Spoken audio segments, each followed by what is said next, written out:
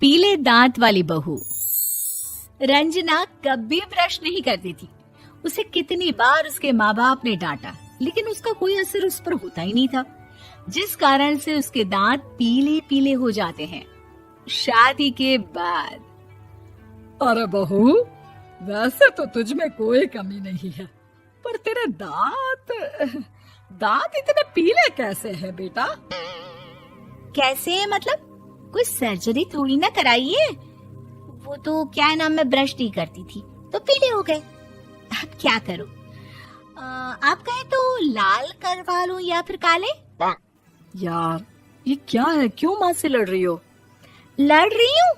अरे मैं लड़ रही हूँ या ये बोल रही है कि दांत पीले हैं, पीले। अरे तपस्या थोड़ी ना की है इन्हें पीले करने के लिए। बकायदा ब्रश नहीं किया है 20 साल तक, तब जाकर। छी, कैसी बात कर रही हो? ये उस वक्त तो पीले नहीं थे जब हम लोग तुम्हें देखने आए थे। अरे तब साफ करवा लिया होगा डेंटिस्ट के पास जाकर। अब देखो कैसे पीले पीले लग रहे हैं। रंजना सास की तरफ गुस्से से देखती है।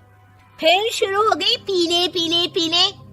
अरे पीले तो तब भी थे जब मेरे हाथ का रसगुल्ला उड़ा उड़ा कर खा रही थी और बोल रही थी, लड़की नहीं गुणों का खजाना दे रहे भाई साहब आप।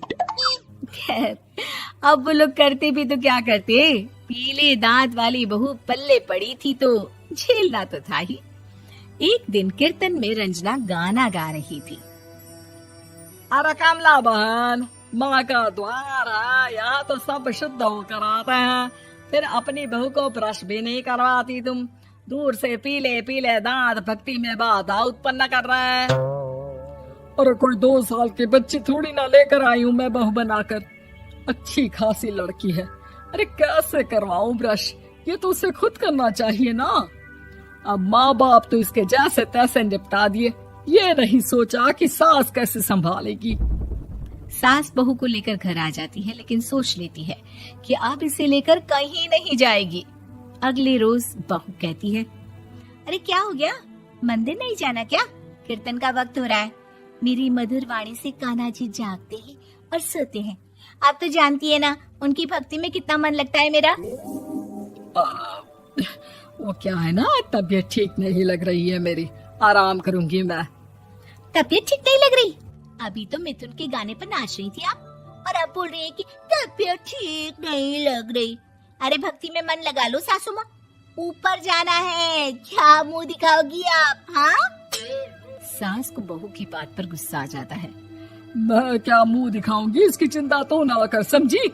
अपने मुंह की चिंता कर, जो ये पीले पीले दांत लेकर हर जगह पहुंच जाती है। पता है लोग कितना मजाक बनाते हैं। ना जी ना, मैं नहीं जाना कहीं तेरे साथ। तो ये बात है, कोई ना, मत जाओ, मैं अपने कमरे में ही बैठकर भक्ति कर लूंगी। ऊपर वाला दांत थोड़ी ना देखता है, मन देखता है, भावना देखता है।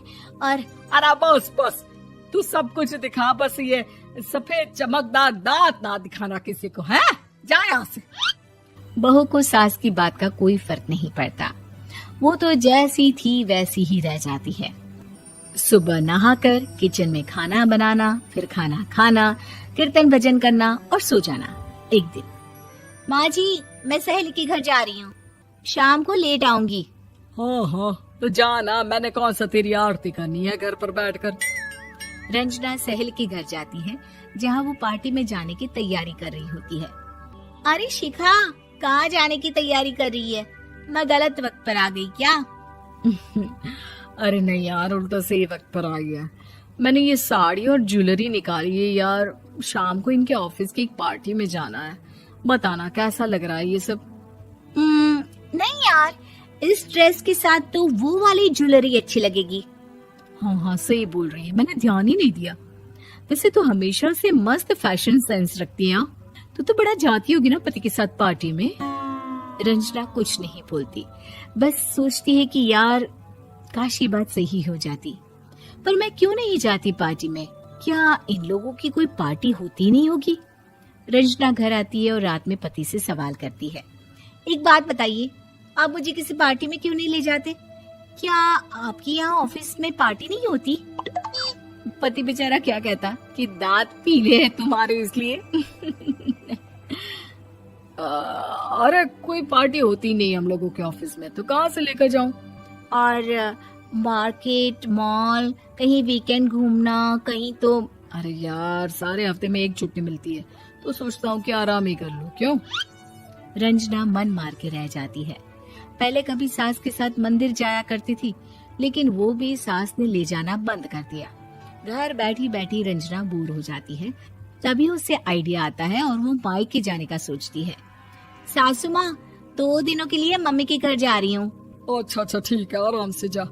और हाँ, माँ से कुछ अच्छी आदत सीख कर आना कि कैसे शरीर के हर भाग की तरह दांतों की सफाई भी जरूरी होती है, समझी?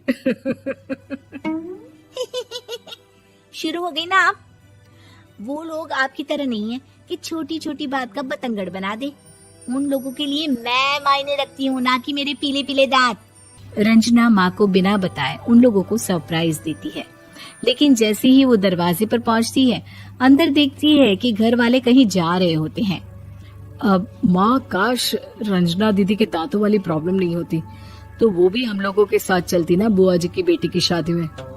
हाँ बेटा, लेकिन अब उसे कौन समझाए कि उसको उसके पीले दांत नहीं दिखते, लेकिन उसके आसपास के लोगों को कितना एम्बैरेसिंग फील कराते हैं।